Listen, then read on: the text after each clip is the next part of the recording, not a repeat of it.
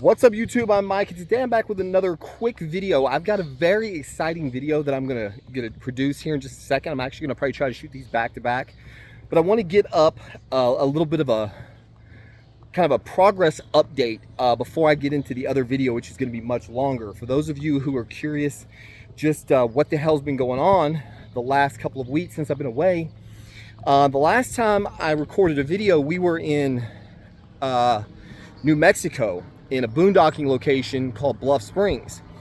We were there for about 5 days, and we took off and we headed west. And since then, we have just been traveling like crazy. We went to Meteor Crater in Arizona. We went to Albuquerque, then to Meteor Crater in Arizona, Carlsbad Caverns, somewhere in there, the Grand Canyon. Then we headed north and we went to Zion National Park, followed by Bryce Canyon National Park. So we have been traveling. We've traveled 2,600 miles since we originally left home. Tons of driving, lots of walking, lots of staying really busy. This last 6 days, we've been staying up the side of a mountain in Utah. It was sort of halfway in between Zion National Park and Bryce Canyon National Park.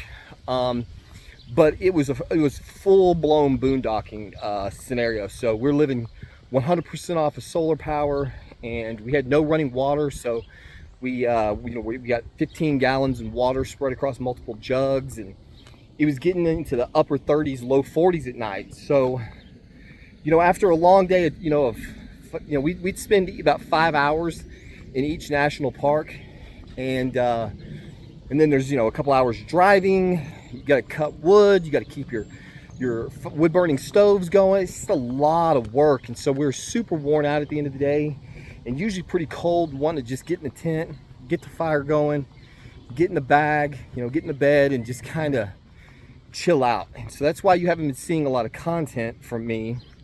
I did have a very interesting experience with the New Mexico State Police Department that I'm gonna be telling you guys about in the next video. I think you'll get quite a kick out of that. But as for this video, just sort of a catch up, that's what we've been doing as far as the traveling plans go. As far as the stuff that you care the most about, cycle's still going strong. So I'm still at 200 milligrams of Trenbolone E, 600 milligrams of testosterone E.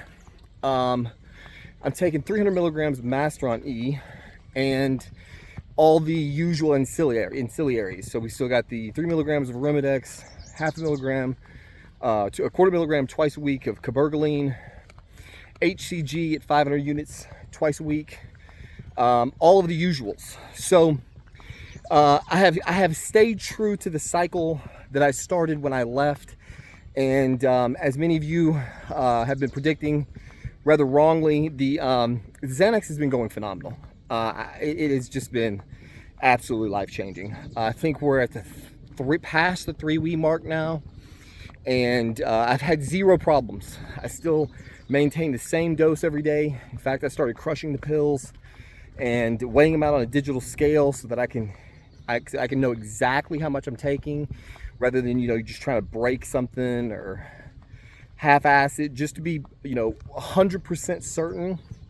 So I weigh it out on a digital scale, and I usually take the Xanax anywhere about an hour before bed. Just kind of chill. When you're living in a tent, especially like where we're at now, we're in a campground. You're trying to have sex with your wife, and there's literally campers just everywhere around you. The Xanax definitely helps in that regard, to kind of get out of your head and just kind of forget about where you are. We've been having a lot of really good sex in this tent because we brought look at those mountains in the background. Boom! We brought a full bed. So the comfort of the living space is phenomenal. And the cycle's going great. Now, here's the thing. I have not been working out nearly as much as I hoped. Not like, real go to the gym, get in workouts. We've stayed in some hotels. We stayed at the Palazzo when we also went to Las Vegas. For those of you who are not following me on Instagram, I don't even honestly know why you're watching this fucking channel. I get guys in the comments all day like, come on, bro, give us a fucking update. And it's like, go look at Instagram. There's your update. You'll know exactly what I'm doing if you follow me on Instagram. So on top of all of the national parks that we went that I mentioned, we also stayed 3 days at the Palazzo Venetian Resort in Las Vegas because we'd never been to Vegas. And we were out in Arizona at the Grand Canyon, and my wife was like, "What's next?" And I said, "Hey, have you ever been to Vegas?" She said, "No." I said, "Fuck it, let's go." She said, "Well, what are you gonna do with the RV?" So we parked the RV at Circus RV Park and booked several nights at the Palazzo at the Venetian. This the Palazzo is a newer development of the Venetian. If you have never stayed at that hotel, holy shit, it was amazing, beautiful.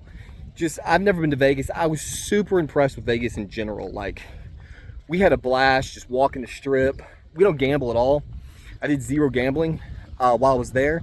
I've always been interested in craps, and I told my wife I did a little drinking, if I'm being honest, when we were in Vegas. I did I had some cocktails one night with the Xanax, which was a lot of fun. I told my wife, I said, "You know what? I bet you there's some old man in this casino right now that wants to let you gamble with his money." She's like, "What are you talking about?" I'm just telling you, you know, it's old men. You're not a young woman, but you're younger than 70, 80. We're gonna find some guy who's gonna teach us how to play craps and let you gamble with his money.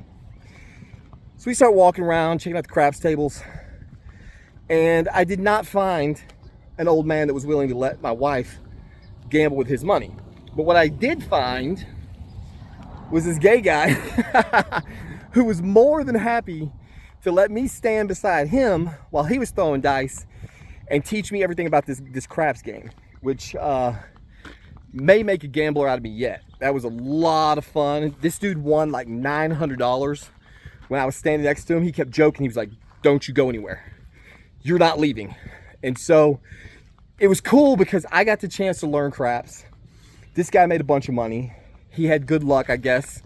You know, I like I said, I'm not a gambler. People always believe there's all kinds of ways to get luck or whatever. And I guess maybe him being nice enough to teach me the game won him $900. So it was fun as shit to watch that go down. And so we had a cool experience at the Venetian. But what I was trying to get to is that I've only hit like a real traditional workout like 2 or 3 times since we've been gone. And so because of that, I think I'm about to change some things up. So I think, despite the fact that the trend has still caused us 0 problems, and if this has ever been a test of anything, man, I mean, when you're living on the road for weeks at a time, when you are trapped in a car with your wife and 2 minor children, sometimes for 5-hour drives, when you are going in and out of hotels, when you're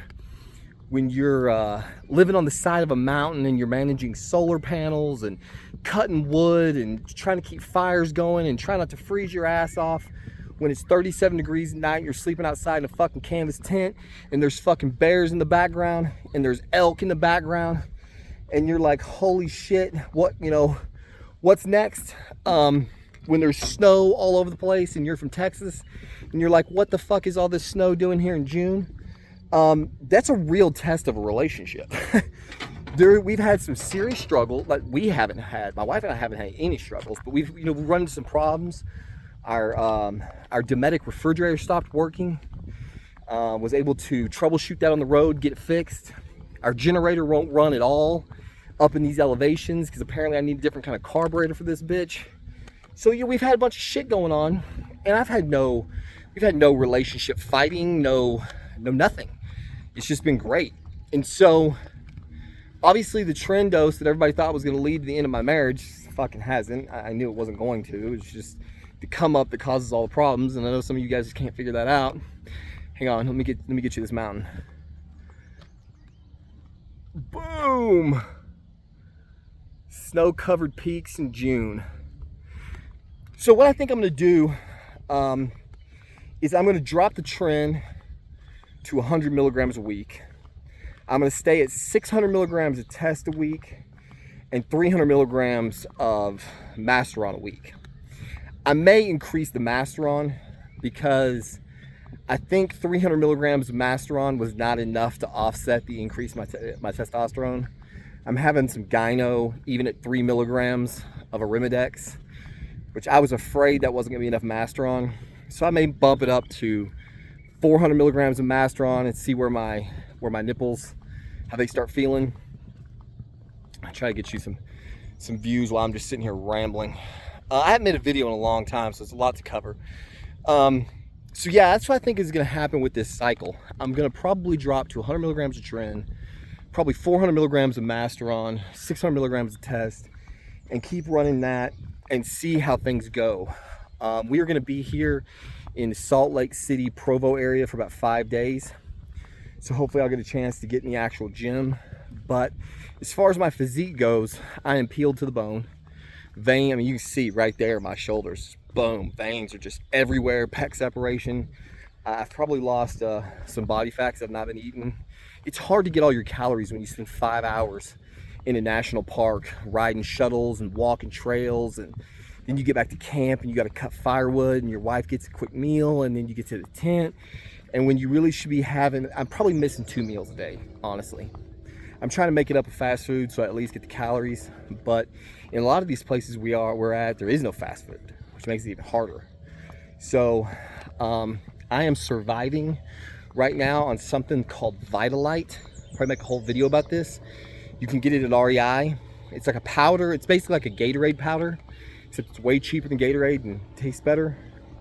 And man, I'm going through scoop after scoop. I'm probably getting close to 1,000 calories in what is effectively a Gatorade powder per day, because I just can't get it any other way. I can't. I'm eating what are they? Protein bars, Metrex protein bars. Eating a lot of granola bars, just shit that I can have in my pockets, in my pack, that I don't have to cook or prepare. Anything at all to keep the calories up. Because as long as the calories stay up, the protein stays up, then I'm not going to catabolize a bunch of muscle. But I am very lean. That's what we're looking like. So you can see those cuts where between my bicep and my pec there. I'm pretty dry, pretty lean. So that's where we at. That's where we're at as far as the cycle goes, the update goes. Xanax is going great. Tren is going great. Cycle is going great. Relationship is going great. Traveling is going great. Living the life of fucking Riley. It's obviously not all roses. You know, sometimes it's cold, sometimes you're tired, sometimes there's bullshit to deal with. We got to the Palazzo. We got checked into our room. Everything was badass. We were just completely loving the room. We left, got in the truck to go check on the RV, came back, went through a different gate. Guy found our propane tanks, wouldn't let us back in the fucking hotel. Had to go back down the street, drop the propane tanks off to get back into the fucking hotel. Which I guess, I mean, when you see a truck pull into an underground parking garage under a casino, the dude has like 60 pounds worth of propane and giant bottles in the back of a truck, and with the fucking savage goatee going on. He's probably like, who the fuck is this guy and what the hell is he trying to blow up? You know? So I can't blame the guy. I still felt like it was kind of a punk move. I told him, come on man, we're traveling. Like, I've already been in here once. My kid's upstairs right now. Just let me get in the fucking parking garage. But he wasn't having it. So we went and dropped the tanks and got it on with our day. So that's where we stand as far as the cycle, and just basically like a little progress update. I'm gonna keep running the Xanax. I'm not stopping. I may never stop again. My quality of life improvement is just immeasurable. And I know a bunch of people keep trying to tell me in the comments, of course, bro, of course you feel great. You're using the Xanax. When you stop using the Xanax, that's when everything's gonna be a problem. Okay. So fucking obviously you don't stop taking the Xanax. I don't understand. Like if this is a solution, and the only time the problem occurs is when you quit taking it, then why would you ever fucking quit taking it? I don't know. And like I keep trying to tell people, obviously y'all watch like 10 minutes of the video or 2 minutes of the video, and then you jump in the comments to try to say something impressive. Like, oh my God, bro, do you have any idea how fucking bad the come down from Xanax is? Did you know, bro, that you could die from fucking Xanax? Yes, dipshits. I fucking know that. If you watch the goddamn videos, you know that I said that I have tapered off Xanax including a dose of 1.5 milligrams per day, 2 times, actually 3 times in life. One I didn't know, one was forced, okay? I know what the fuck I'm doing. I don't need y'all being my fucking mommy in the comments telling me all about how fucking dangerous Xanax is. Honestly, shut the fuck up. I'm tired of listening to some of y'all bitch. I have gotten to the point where I'm about 2 fucking seconds from killing this entire channel. Like, if I'm being totally honest. That's one of the other reasons I haven't made a video lately, is that the return on investment for me right now is just not there. You know, like if I look through the videos that I spend time, like right now, I could be fishing on this fucking lake right here, which is what I was doing a little while ago. I could be sitting here enjoying these beautiful mountains, this beautiful scenery with my family, try to catch a walleye or a yellow perch or something I've never caught before. Instead, I'm making these progress update videos because some of you who really appreciate the content and watch every single day, watch everything that I put out, and to those of you who do that, I cannot thank you enough. You guys are the reason that I do this. And there's about 500 of you. There's about 400. If you look at the videos, you know, I make a video about my traveling, what's going on with me and my family, gets 400 views. I make a video about fucking anything, except I include the word Trenbolone in it, thousands of fucking views.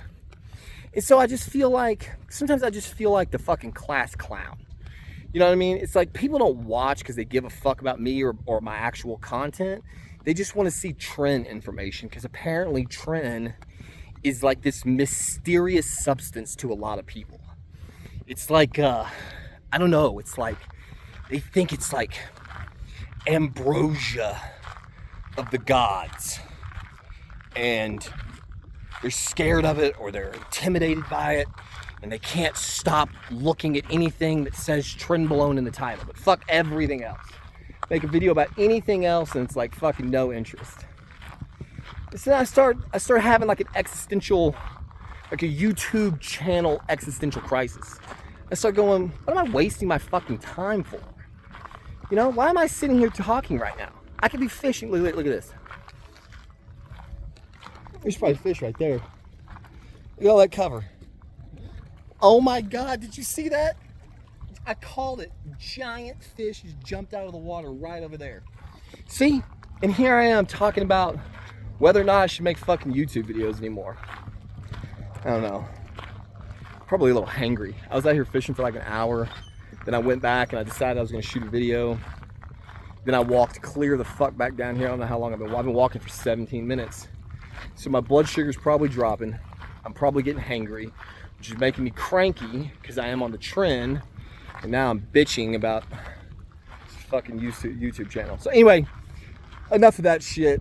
I've done enough to damage my fucking channel in the last 3 weeks or so anyway. So that's the progress update. Stay tuned. I'm gonna cut this mic right here, and then I'm gonna cut it right back on, and I'm gonna tell you guys how I became an honorary New Mexico State police officer. I even got a badge. Check that out. New Mexico State Police. So if you actually made it this long in the video, stay tuned, because I'm going to tell you in this very next video how that happened. As always, thank you for watching. Despite my bitching and complaining, we'll go get some food, feel better, and we'll see you on the next one.